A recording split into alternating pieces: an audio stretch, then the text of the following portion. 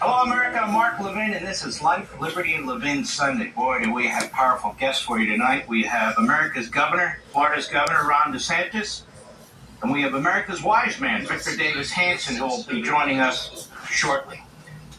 I've always said you're the smartest of all audiences. Why? Because we get into things that others are not going to get into, and other networks and so forth.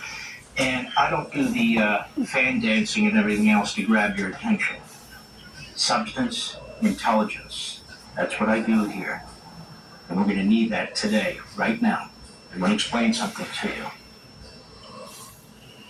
Not enough attention is given to what happens in this Manhattan case, and the options for Donald Trump and the American people since that case's decision. I'm very frustrated with lawyers who come on TV or radio. I write articles saying that basically Donald Trump is stuck in the New York judicial gulag. He is not. I'm very troubled by lawyers who don't do their research, who don't look at the precedent that's in front of us, for the opportunities for President Trump and his lawyers to try and get out of what is the New York judicial gulag. There are certain writs that we talked about before that the Supreme Court can issue, but it has to be asked. If it's not asked, it's not going to do a damn thing.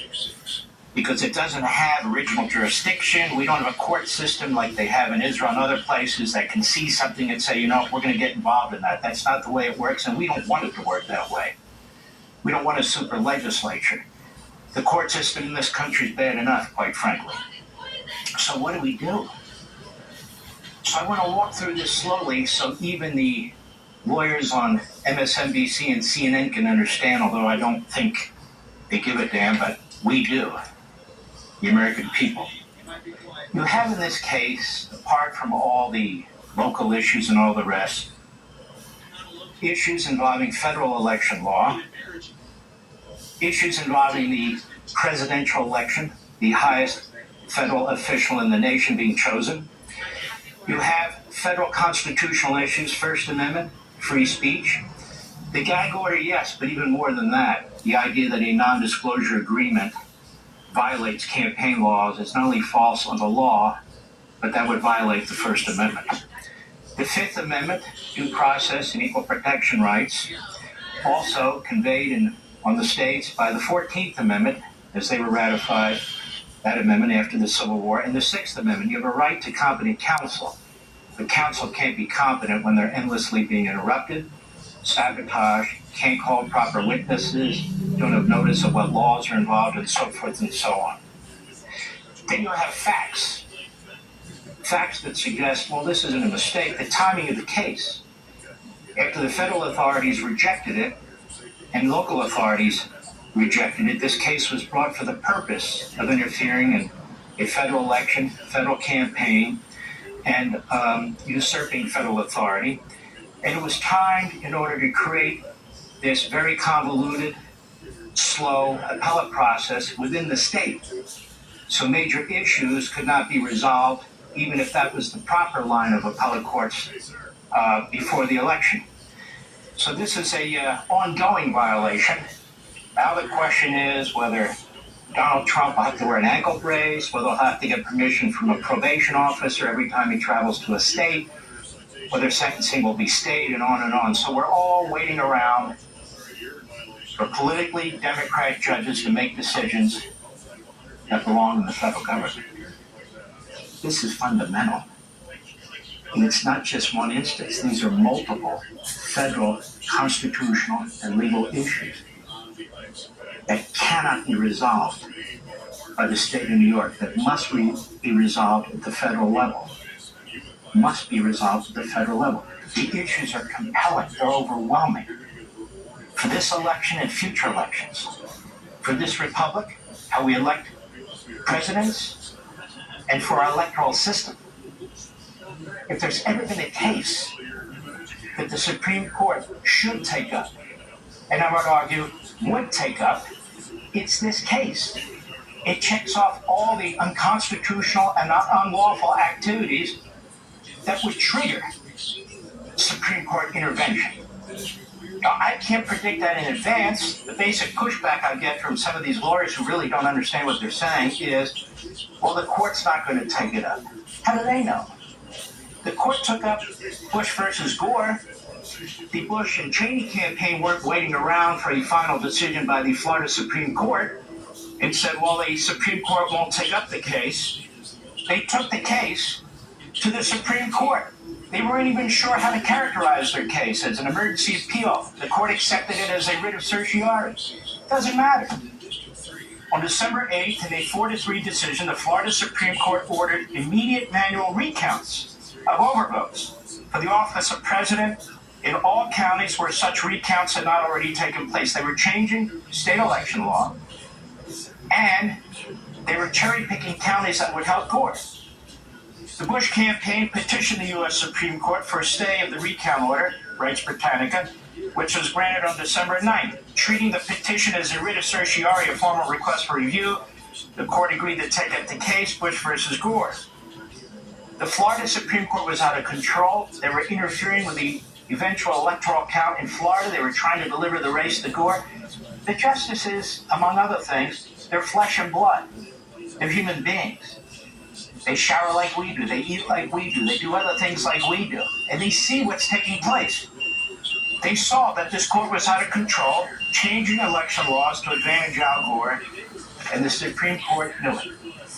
At oral argument on December 11, Bush's legal team asserted that the Florida Supreme Court had exceeded its authority by ordering the manual recount of undervotes, while Gore's team contended that the case, having already been decided at the state level, was not a matter for consideration at the federal level. In a per curiam ruling issued the following day, the court found 7-2 that, owing to inconsistencies in manual recounting methods and standards between Florida counties, the Florida court's order of a manual recount amounted to a violation of the Equal Protection Clause in the 14th Amendment.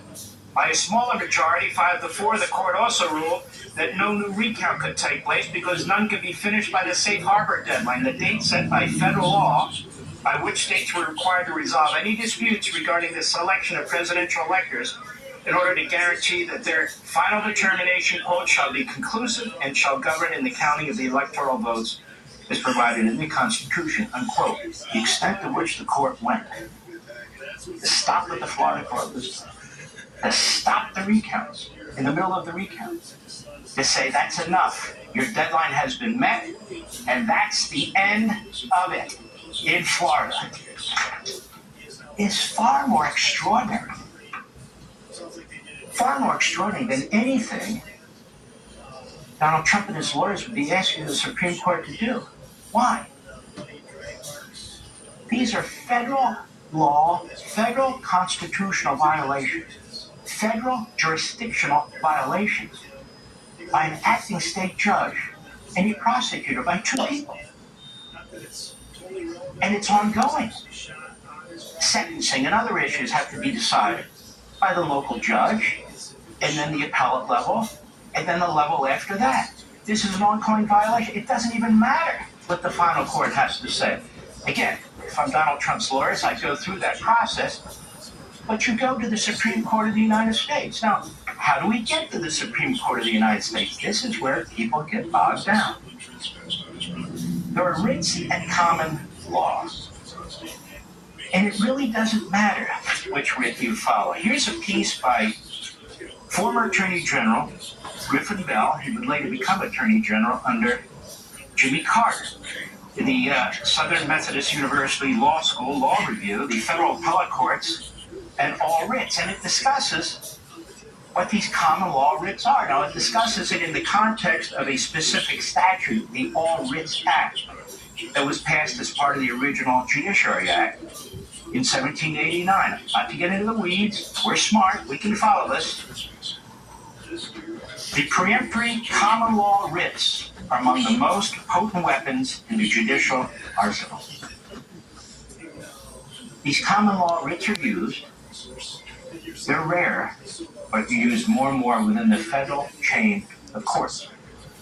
So what does he say here? Well, the basis for general judicial supervision over inferior courts, inferior federal courts, for extraordinary or preemptory writs can be found in early common law. The All Writs Act is a direct descendant of the Judiciary Act of 1789, other than the Supreme Court, which is created by the Constitution. Everything else is created by Congress. All the other courts, the number of courts, how many justices are on the Supreme Court. It granted federal courts the power to issue extraordinary writs in aid of their respective jurisdictions. And while it is clear that the All Writs Act authorizes the issuance of the traditional common law writs of mandamus and prohibition, the phrase all writs also encompasses common law certiorari, injunctions, subpoenas. Don't worry about all that. What that really means is there's many ways of characterizing this direct appeal to the Supreme Court and relaying the facts and relaying what's taken place under the law to the court. In fact, you can use multiple requests for writs. Since choosing the correct writ to obtain the desired relief is no longer necessary in the federal courts, different writs may be sought alternatively or cumulatively. The choice is now unimportant. The subtle distinctions among the various writs have no effect on their relative usefulness as vehicles for interlocutory review. We're not seeking interlocutory review at the federal level, but in effect we are, of the state court's activities. Hello, before you finish on the state side, we have some big questions that the Supreme Court needs to answer.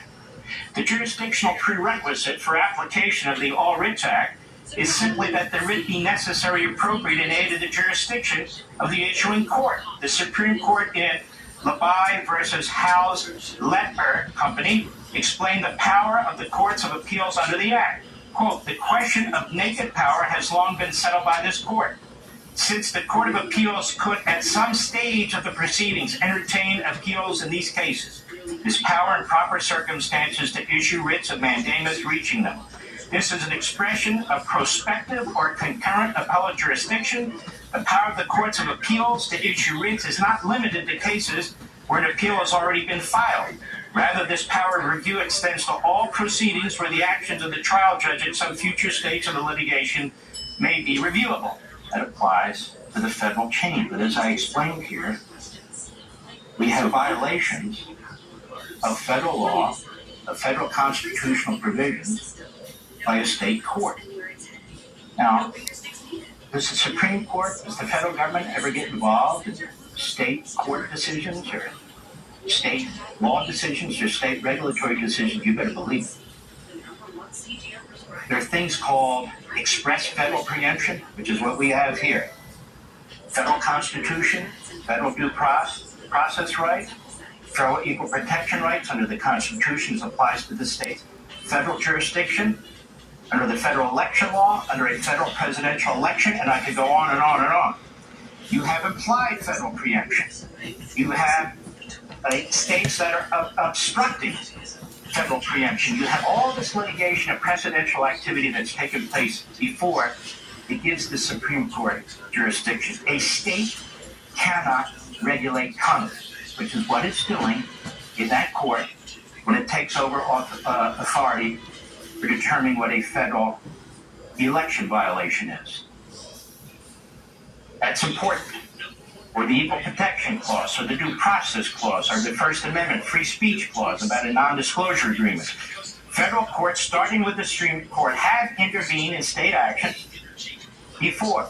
Civil rights issues, death penalty issues, Bush versus Gore, a presidential election issue, where you have federal jurisdiction issues, and how are they used? Well, the Supremacy Clause, they've used the Commerce Clause, they've used the Necessary and Proper Clause. When it comes to regulating federal elections, especially a presidential election, Congress has exclusive plenary power. The Supreme Court has overall authority. And you have extraordinary, radical, extreme, multitudinous case of violations of federal law, whether it's substantive, whether it's process, whether it's jurisdiction. This is the case. Me, as I said first out of the gate, I file common law writs. I file a writ of prohibition that restrains a body exercising public power from exceeding its powers, usurping jurisdiction, which it does not have. It seems like this.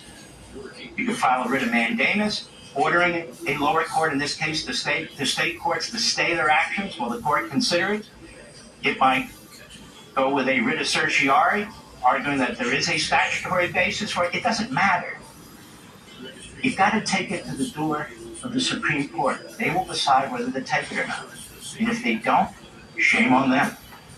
Because if there was ever a basis for what we call a common law writ, it's this. And if they don't take it in the Trump case, they're going to have to take it in the future. Because these dark blue states are not going to stop unless they're stopped. When I come back, America's governor